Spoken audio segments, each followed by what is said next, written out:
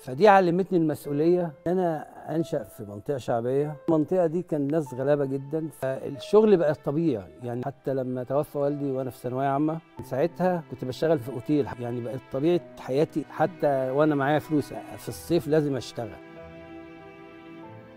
اشتغلت برضه في اوتيل مشهور في مصر، كنت بطلع اسمنت وكده، بنيت فيه. كنت من الكليه في سنه اولى وثانيه كنت حاسس ان انا يعني لازم التزم بشغل كويس عشان يأمن لي حياتي ويبقى عندي دخل. الحمد لله بدخل على السوشيال ميديا بشوف كومنتات غير الناس بتقابلني في الشارع، الناس تقول لي تبتسم في وشي اول ما تشوفني، بلاقي فيه حب وشديد جدا. يعني دي احلى حاجه في حياتي، دي لوحدها بحس ان انا كسبت. يعني كان زمان يعني في ناس كتيره تقول عليا ان اخد اجر قليل. البدايه كمان كنت ببقى محرج اطلب اجر، ادوني ظرف افتحه في البيت، كنت بمشي بخلص شغلي ما بعرفش انا اخد كام، بس المهم انا قدمت ايه.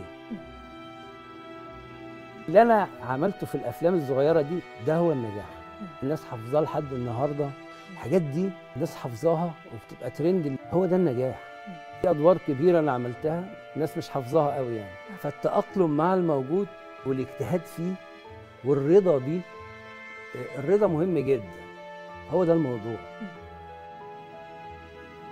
ان انا لو جايلي دور بحس يا مش هبقى باصص لدور زميلي، انا اللي هعمل دوري كويس ومش هعيش سعيد، ولا عمري ما هوصل لدور زميلي. هعيش مبسوط باللي ربنا ارادهولي.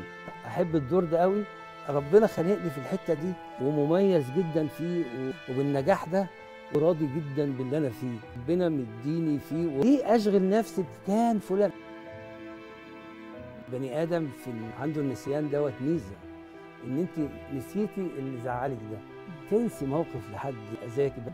وانا بعمل كده دايما، صريح جدا مع الناس، صادق مع نفسي.